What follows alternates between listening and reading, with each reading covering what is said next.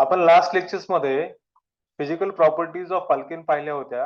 आजच्या लेक्चर्स मध्ये आपण बघूयात chemical properties of alkane. Chemical properties of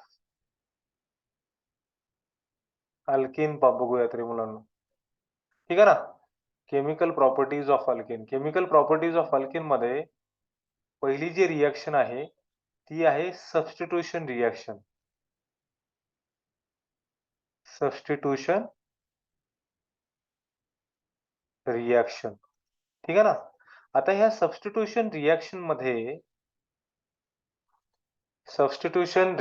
मध्ये काय होतं ते बघूयात मुलांना. जनरली सबस्टिट्यूशन रिएक्शन मध्ये आपण एक एक्झाम्पल कन्सिडर करूयात हॅलोजनेशनचं. कोणतं? हॅलोजनेशनचं. ठीक आहे ना. तर सबस्टिट्यूट म्हणजे काय? एकाला काढून दुसऱ्याला बसवायचं, बरोबर ना. फॉर एक्झाम्पल एक हॅलोजनेशनचं एक्झाम्पल आपण डिस्कस करू, त्यानंतर आपल्याला ही सबस्टिट्यूशन रिएक्शन समजून येईल. हॅलोजनेशन रिएक्शन मध्ये पहिल्यांदा सुरू आहे हा मिथेन मॉलिक्यूल आहे. ठीक आहे ना. मिथेनची रिएक्शन कोणासोबत होते? क्लोरीन सोबत होते. ठीक आहे ना. मिथेन मध्ये एक क्लोरीन जातो आणि एक एच निघून जातो. ठीक आहे ना. तर काय कंपाऊंड काय तयार होईल? CH3Cl plus HCl. ह्याला सिंपल वेने लिहू का ह्या रिएक्शनला? है ना, right. Same reaction the simple way. तर ह्याला मी असं पण लिहू शकतो मुलांनो, CH3H प्लस Cl हा इथला HCl निघून गेला. जो कंपाऊंड बनला तो काय बनला? CH3Cl प्लस HCl हा कंपाऊंड बनला. ठीक आहे ना गाईस. आता हा कंपाऊंड बनल्यानंतर, ठीक आहे ना, हे एक स्टेप झाली. आता हे स्टेप नंबर काय म्हणूयात आपण, याला स्टेप नंबर 1 म्हणूयात. आता याच्यामध्ये स्टेप नंबर 2 पण होते मुलांनो. का? कारण ह्या कंपाऊंड मध्ये 3 एच आहेत. जोपर्यंत ती एच संपणार नाही तोपर्यंत क्लोरिनेशन होत राहतं. लक्षात घ्या. आता दुसरी स्टेप काय असेल? पुन्हा एकदा CH3Cl याची रिएक्शन कुणासोबत करायची? Cl2 सोबत करायची. ClCl याच्यामध्ये काय होतं?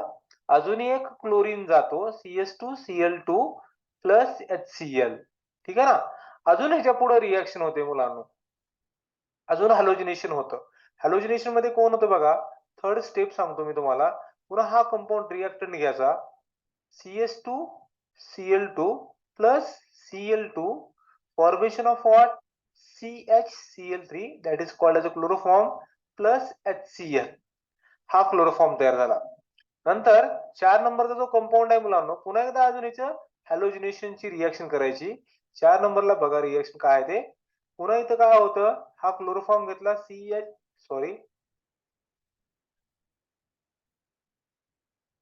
ठीक आहे ना.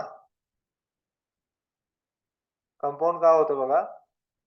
क्लोरोफॉर्म जशाच तसे घ्या, CHCl3 प्लस पुन्हा एकदा Cl2 घेऊन टाकायचं. कंपाऊंड जो बनतो तो काय बनतो? CCl4 plus HCl. CCl4 plus HCl. ह्याची फर्दर रिएक्शन होत नाही. नाव काय काय बघा बरं मुलांनो. ह्या रिएक्टंटची नावं अंडरस्टँड करूयात. पहिल्याचं नाव आहे क्लोरोमिथेन. दुसऱ्याचं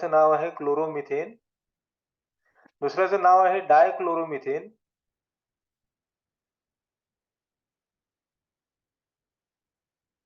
तिसऱ्याचं नाव आहे ट्रायक्लोरोमिथेन.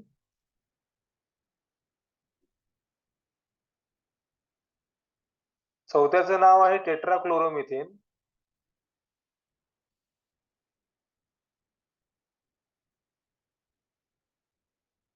तिसऱ्याचं नाव आहे टेट्राक्लोरोमिथेन. टेट्राक्लोरोमिथेन हा फुल्ली हॅलोजिनेटेड कंपाऊंड आहे. तो म्हणून ह्याची रिएक्शन फर्दर होत नाहीये. CCl4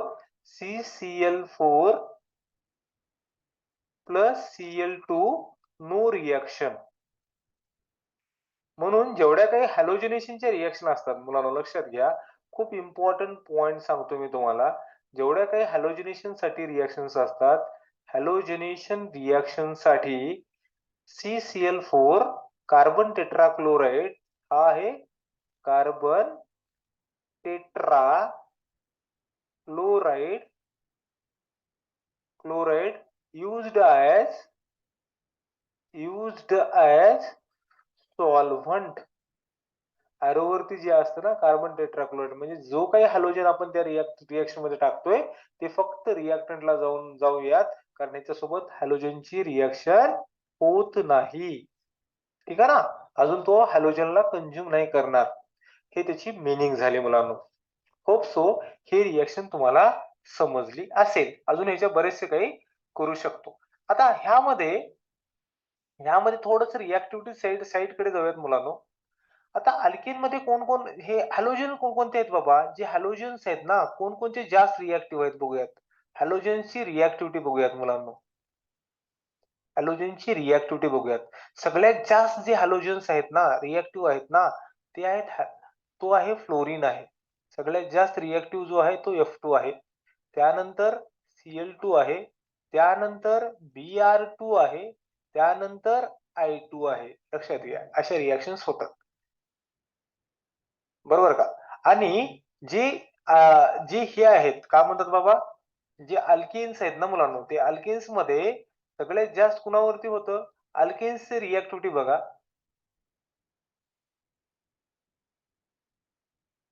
बरोबर का?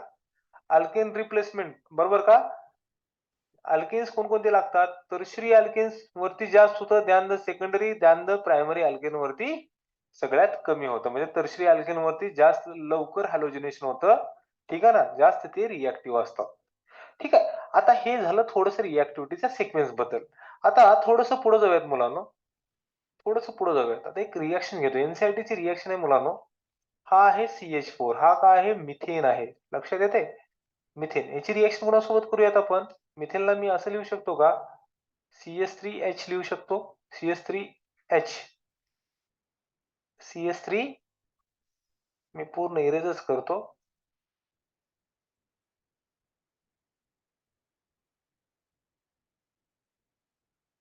CH3H plus I2 I. ठीक आहे ना गाईस? इथं झाल्यानंतर काय होईल? हा कंपाऊंड असा कंपाऊंड तयार होईल. तर कंपाऊंड काय तयार होईल? CH3I plus HI plus HI असा कंपाऊंड तयार होईल. आता ही जी रिएक्शन आहे ना मुलांनो, ही रिएक्शन रिव्हर्सिबल आहे. हे म्हणजे रिएक्टंटचं कन्व्हर्जन प्रोडक्ट मध्ये पण होतं आणि प्रोडक्टचं कन्व्हर्जन रिएक्टंट मध्ये पण होतं. लक्षात आलं? रिएक्टंटचं कन्व्हर्जन प्रोडक्ट मध्ये पण होतं, प्रोडक्टचं कन्व्हर्जन रिएक्टंट मध्ये पण होतं. हे रिएक्टंट आहेत. Reactant is converted into the product and again product is converted into the reactant. म्हणजे ही रिव्हर्सिबल रिएक्शन आहे. ही रिएक्शन कशी आहे? रिव्हर्सिबल आहे. रिव्हर्सिबल रिएक्शन आहे. आता म्हणजे प्रोडक्टचं डिकम्पोजिशन होऊन रिएक्टंट मध्ये होतं. का होतं बाबा असं? तर त्याचं रिझन काय आहे मुलांनो? त्याचं रिझन हे खूप व्यवस्थितपणे एक्सप्लेनेशन देतोय. त्याचं रिझन आहे HI. ह्या आयोडीनच्या हॅलोजिनेशन मध्ये, आयोडीनच्या रिएक्शन मध्ये रिएक्शन ही रिव्हर्सिबल असते. त्याचं रिझन काय आहे? HI. कारण हा जो HI जो बाय प्रोडक्ट बनतोय तो आहे रिड्युसिंग एजंट आहे मुलांनो. काय आहे? रिड्युसिंग एजंट आहे. लक्षात येते? हे रिड्युसिंग एजंट आहे. त्यामुळे काय होतं? काय रिएक्शन होते? CH3I ची रिएक्शन HI सोबत होते आणि रिएक्शनचा पाठीमागे जाते, म्हणजे रिव्हर्स रिएक्शन होते. लक्षात येते का? म्हणजे रिव्हर्स रिएक्शन म्हणजे काय होतं? हा आयोडीन आणि हा आयोडीन निघून काय बनतो? I2 बनतो प्लस हा CH3 आणि हा H काय बनतो? CH4 बनतो. म्हणजे जर तुम्हाला ह्या रिव्हर्सिबल रिएक्शनला इरिव्हर्सिबल बनवायचं असेल, म्हणजे तुम्हाला जर रिएक्टंटचं कन्व्हर्जन फक्त प्रोडक्ट मध्येच पाहिजे असेल, सिंगल डायरेक्शन एरोची पाहिजे असेल, तर तुम्हाला काय करावं लागेल? तुमचं मत काय? लक्षात येते का? तुमचं मत काय? काय करावं लागेल सो ॲज टू रिएक्टंटचं कन्व्हर्जन फक्त प्रोडक्ट मध्ये असेल आणि product cannot be converted into the reactant. Obviously आपल्याला काय करावं लागेल? आपल्याला हा HI ला किल करावं लागेल. काय करावं लागेल? आपल्याला किल करावं लागेल. किल करणं म्हणजे नेमकं काय आहे बाबा? किल करणं म्हणजे नेमकं काय आहे? किल करणं म्हणजे आपल्याला रिएक्शन मध्ये ऑक्सिडायझिंग एजंट टाकावं लागेल. हा जर रिड्युसिंग एजंट असेल तर रिएक्शन मध्ये काय ऍड करावं लागेल? रिएक्शन मध्ये ऍड करावं लागेल ऑक्सिडायझिंग एजंट.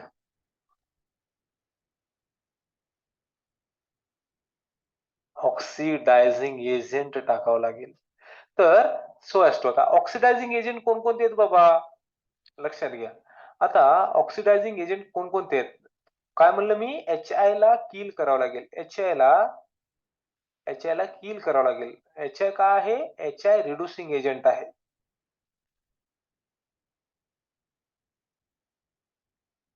ठीक आहे ना, HI is a reducing agent. HI ला काय आपण किल करावं लागेल. So as to add out what, आपल्याला काय काय ऍड करावं लागेल, ऍड करावं लागेल ऑक्सिडायझिंग एजंट.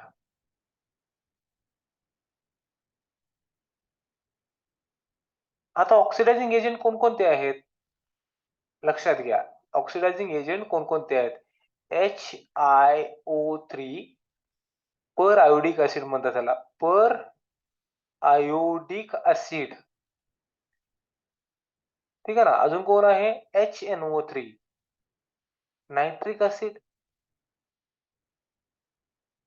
अजून कोण आहे, HGO मर्क्युरी ऑक्साइड. हे सगळे ऑक्सिडायझिंग एजंट आहेत. लक्षात आलं का. हे कसं किल करतात बाबा, बरोबर का. फॉर एक्झाम्पल याची रिएक्शन घेऊन बघूयात आपण, कसे किल करतात, याच्याला कसे किल करतात बघा. लक्षात येते का, लक्षात येते का. आता ह्याची रिएक्शन कोणासोबत केली, HI ची रिएक्शन.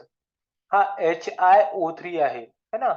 याची रिएक्शन कुणासोबत, 5 मॉलिक्युल्स ऑफ HI सोबत करायचं. कंपाऊंड काय तयार होतो, 3I2, लक्षात येते का, प्लस 3H2O. म्हणजे पूर्ण HI चं डिकम्पोजिशन होऊन जातं आणि त्याचं कन्व्हर्जन कशामध्ये होतं, आयोडीन आणि वॉटर मध्ये होतं. आणि आयोडीन आणि वॉटर ह्याच्यामुळे रिएक्शन बॅक जात नाही. लक्षात येते का. म्हणजे रिड्युसिंग एजंटला किल करण्यासाठी ऑक्सिडायझिंग एजंटची गरज लागते. हे आपण टाकून त्याला किल करू शकतो आणि रिएक्टंटचं कन्व्हर्जन फक्त आणि फक्त प्रोडक्ट मध्ये बनवू शकतो. This is called as a very classical explanation about the halogenation reaction. That is one of the type of substitution reaction.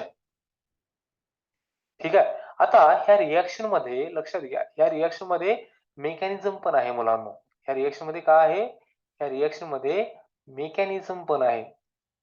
Mechanism म्हणजे काय, step by step formation of product. ठीक आहे ना, step by step formation of product. आता mechanism मध्ये पहिली step काय आहे बघा, पहिली स्टेप आहे इनिशिएशन,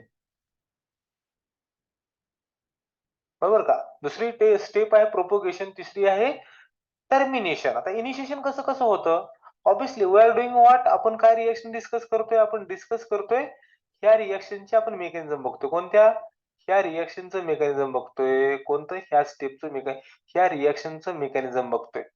लक्षात आलं का, म्हणजे मेकॅनिझम अंडरस्टँड करा.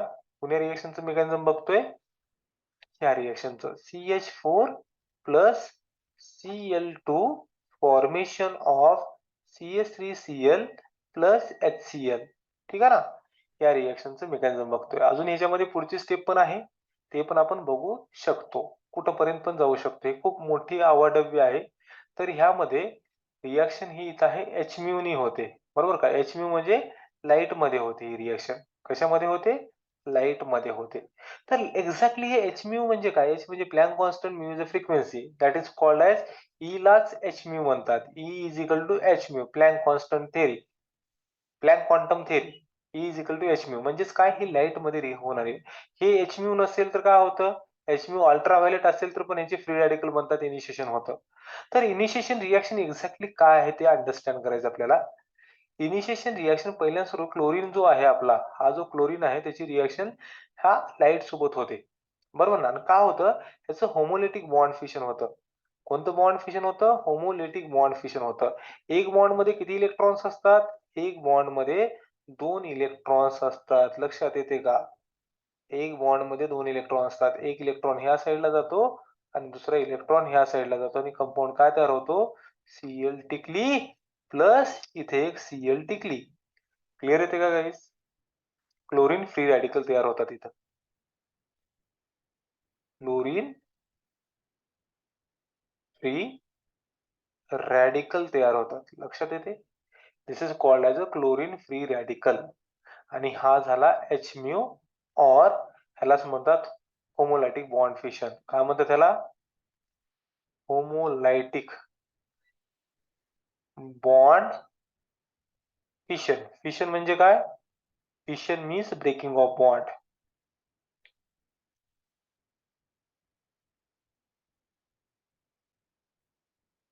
Fission means what? Breaking of bond. असे हे क्लोरीन फ्री रॅडिकल्स तयार होतात. होप सो हा पार्ट तुम्हाला क्लिअर झाला असेल. ही झाली पहिली स्टेप. ही पहिली स्टेप कोणती आहे? इनिशिएशनची आहे. आता याच्यामध्ये दुसरी स्टेप अंडरस्टँड करा मुलांनो. दुसरी स्टेप आहे propagation.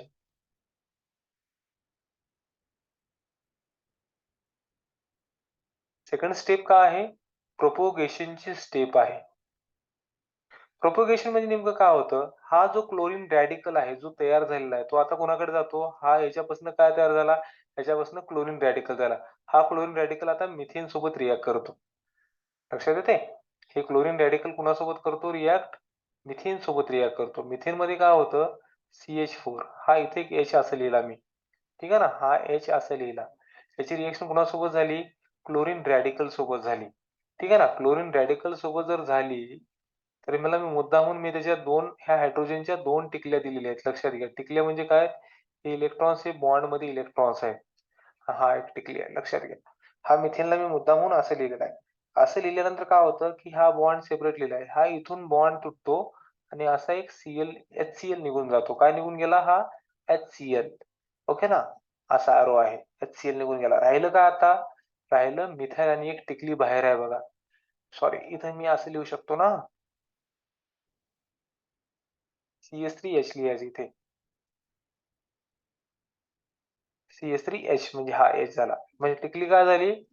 CH3 radical plus HCl. CH3 radical plus HCl ही झाली प्रोपोगेशनची पहिली स्टेप गाईस. लक्षात येते? पहिली स्टेप. आता हे प्रोपोगेशन कुठं चालतं? अजून हा फ्री रॅडिकल खूप साऱ्या क्लोरीन रॅडिकलला रिॲक्ट करतो. क्लोरीन मिथेनला रिॲक्ट करतो आणि मिथाइल रॅडिकल पुन्हा क्लोरीनला रिॲक्ट करतो आणि हे चालत राहतं. लक्षात आलं का? इथं काय झालं? ह्याच्यामध्ये ह्या स्टेपमध्ये काय झालं? क्लोरीन रॅडिकल पहिल्या स्टेपमध्ये कुणासोबत रिॲक्ट झालं? Reacted with methane. Reacted with methane. आणि formation of what? Formation of CH3 radical. Formation of what? CH3 radical तयार झाला मुलांना. क्लिअर आहे का? हा, मिथेन झाला. आता दुसरी स्टेप झाली ह्याच्यामध्येच. हे इनिशिएशन झालं. इनिशिएशन प्रोपोगेशनच चालू आहे. अजून काय होतं पुढं? या स्टेप मध्ये आहे बरेचशा पुढच्या रिएक्शन्स. ह्याच्यामध्ये काय होतं? हा जो मिथाइल रॅडिकल आहे, लक्षात येते का? हा जो मिथाइल रॅडिकल जो आहे ना, तो पुन्हा क्लोरीन सोबत रिॲक्ट करतो. कुणासोबत रिॲक्ट करतो? मिथाइल जो रॅडिकल आहे हा, जशाच तसं मी इथे लिहिला, तो कुणासोबत रिॲक्ट करतो? क्लोरीन सोबत रिॲक्ट करतो गाईज.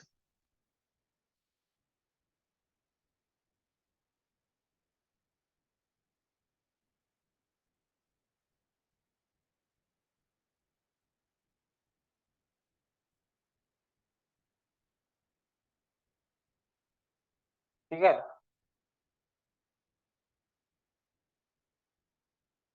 तर इथे कंपाऊंड काय तयार होतो? CH3Cl plus Cl radical. CH3Cl plus पुन्हा Cl रॅडिकल. लक्षात येते का? पुन्हा हे कंटिन्यू चालत राहतं मुलांना. ही प्रोसेस कशी असते? पुन्हा हे कंटिन्यू प्रोसेस चालत राहते. ह्याच्यामध्ये काय झालं बघा? ह्याच्यामध्ये मिथाइल रॅडिकल पुन्हा क्लोरीन रॅडिकल सोबत रिॲक्ट झाला. लक्षात आलं? क्लोरीन सोबत रिॲक्ट झाला आणि पुन्हा क्लोरीन रॅडिकल. बरोबर आहे का? हे असं चालत राहते. ह्याच्यापाशी काय तयार झाला? हा क्लोरीन फ्री रॅडिकल तयार झाला. हे झालं प्रोपोगेशनच्या अशा बरेच स्टेप. कंटिन्यू खूप साऱ्या रिएक्शन्स आपण लिहू शकतो. बरोबर आहे का? मी आता तेच लिहित बसणार नाही. मी इथं स्टॉप करतो याला. प्रोपोगेशनला इथं स्टॉप करतो. खूप सारे लिहू शकतो आपण. पुन्हा हा क्लोरीन रॅडिकल पुन्हा हा रिॲक्ट करतो मुलांना पुढच्या कंपाऊंड सोबत. बरोबर आहे का? मिथाइल क्लोराईड रिॲक्ट होतो. CH2Cl तयार होतो. पुन्हा ते कंटिन्यू चालत राहतात हे प्रोसेस. प्रोपोगेशन खूप वेळ चालतं. मग आता तिसरी स्टेप आहे मुलांनो. तिसरी स्टेप आहे टर्मिनेशन. तिसरी स्टेप काय आहे? टर्मिनेशन आहे. तिसरी स्टेप आहे टर्मिनेशन. ह्याच्यामध्ये टर्मिनेशन होऊन जातं. लक्षात घ्या. टर्मिनेशनच्या 3 पद्धती आहेत. तर आता 3 ways we can do out termination. पहिला आहे दोन रॅडिकल, 2 क्लोरीन रॅडिकल एकमेकाला कनेक्ट झाल्यानंतर. ह्याच्यापासून काय होणार? Cl दोन्ही ह्या बॉन्ड मध्ये जे दोन इलेक्ट्रॉन्स आहेत ते त्यांच्या डोक्यावरचे जे इलेक्ट्रॉन्स आहेत तेच आहेत. हे जे इलेक्ट्रॉन्स आहेत ना डोक्यावरती तेच हे इलेक्ट्रॉन कुठे आले बॉन्ड फॉर्मेशन मध्ये इन्व्हॉल्व झाले. लक्षात आलं? हे आहे त्याचे टर्मिनेशन. हा नंतर ह्याच्यानंतर बी स्टेप अंडरस्टँड करा. बी स्टेप अंडरस्टँड करा. बी स्टेप काय आहे? दोन्ही पण मिथाइल रॅडिकल. CH3 एक रॅडिकल आहे प्लस CH3 दुसरा रॅडिकल आहे. कंपाऊंड काय तयार झाला? CH3 dash CH3. नंतर सी रॅडिकल अंडरस्टँड करा मुलांना. C radical. सी रॅडिकल मध्ये काय होतं? CH3 radical plus Cl radical. Formation of what? CH3 Cl. Formation of what? CH3 Cl. म्हणजे असे कंपाऊंड तयार होते. हे जे दोन रॅडिकल एकत्र आले की बॉन्ड तयार झाला. हा एक रॅडिकल आणि हा एक रॅडिकल म्हणजे हे इलेक्ट्रॉन कुठे आले बॉन्ड मध्ये आले. हा एक इलेक्ट्रॉन हा एक इलेक्ट्रॉन दोन इलेक्ट्रॉन कुठे आले ह्या बॉन्ड मध्ये आले. लक्षात येते का? असा कंपाऊंड तयार होतात आणि रिएक्शनला टर्मिनेट करतो. होप सो हे पार्ट तुम्हाला कळलं असेल. होप सो ही पार्ट तुम्हाला कळला असेल. कमेंट्स येऊ द्या. पूर्ण ही रिएक्शन आपण काय शिकली? सबस्टिट्यूशन रिएक्शन शिकली. ह्यामध्ये काय झालं एच च्या ठिकाणी Cl आला हे कंटिन्यू चालला आणि CCl4 बनला.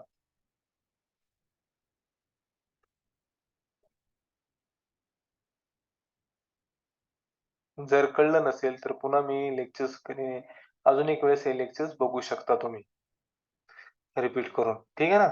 चला आता नवीन रिएक्शन कडे बघूयात. कंबशन रिएक्शन आहे गाइस. काय आहे? Combustion reaction.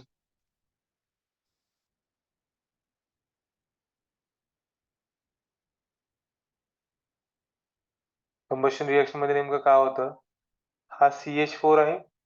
CH4 ची रिएक्शन कोणासोबत होते? 2 molecules of O2. Formation of what? 2 molecules of CO2 plus 2 molecules of H2O. ठीक आहे ना? हा मिथेन रॅडिकल तयार होतो. आता हे बॅलन्स कसं करायचं मुलांनो? कंबशन रिएक्शन जी आहे ना ह्याच्यापासून जी ह्याच्यापासून जी डेल्टा CH लाच काय म्हणतात? Enthalpy of combustion. Enthalpy of combustion. Enthalpy of combustion is equal to किती असतं बघा मुलांनो? -890 किलो जूल पर मोल एवढी एनर्जी असते. लक्षात आलं का? किती असते? -890 किलो जूल पर मोल.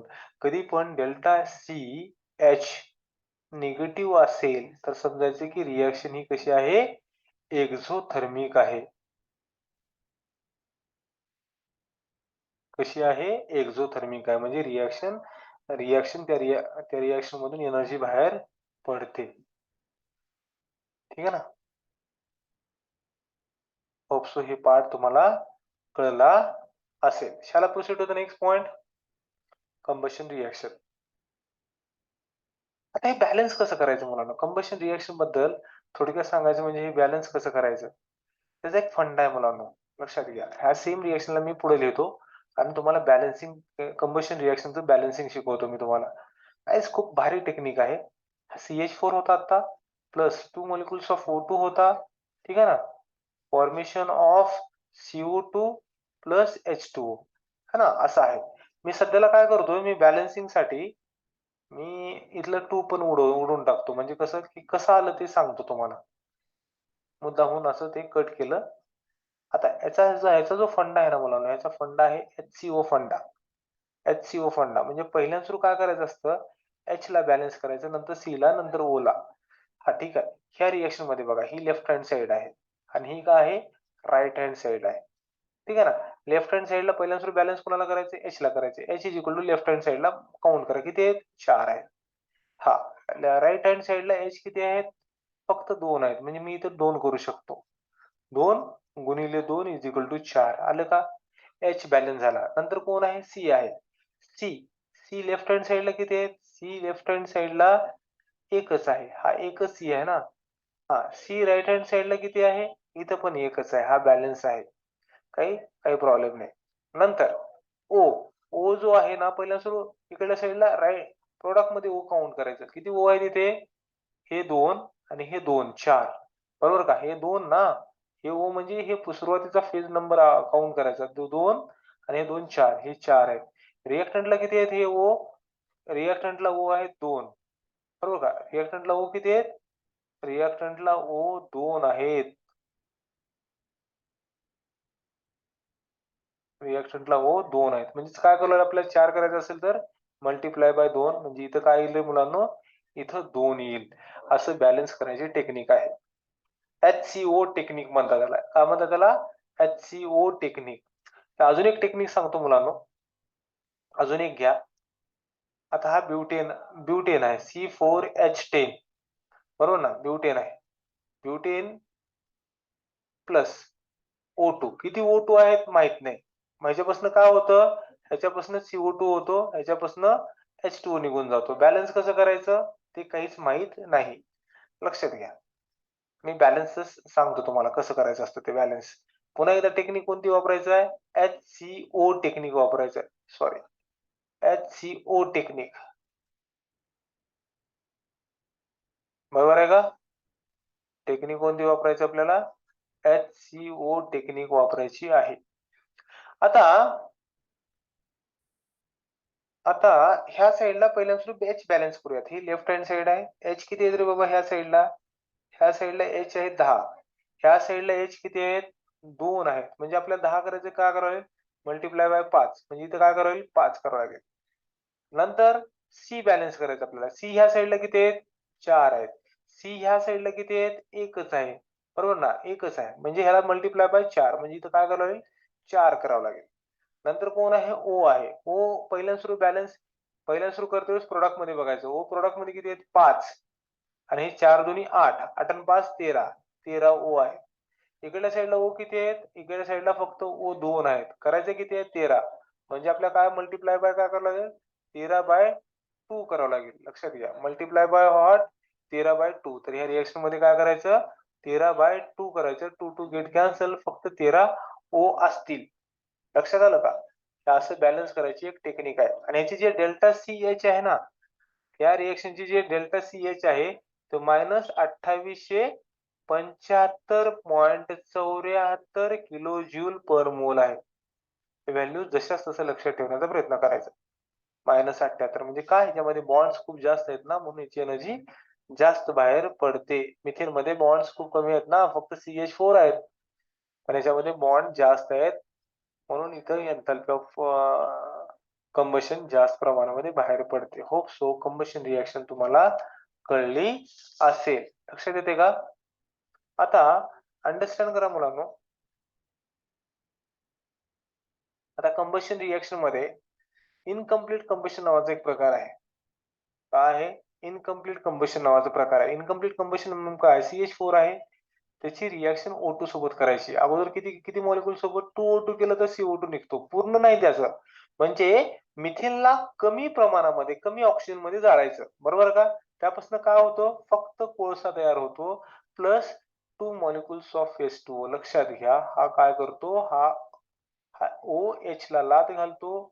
हा H आणि O सोबत बाहेर पडतात आणि इथं फक्त आणि फक्त कार्बन असतो. त्यालाच कोळसा म्हणतात. ते कोळसा पुन्हा प्रेस साठी किंवा बाकीच्या अजून जाळण्यासाठी यूज केला जातो. होप सो हा पार्ट तुम्हाला कळला असेल. होप सो हा पार्ट तुम्हाला कळला असेल.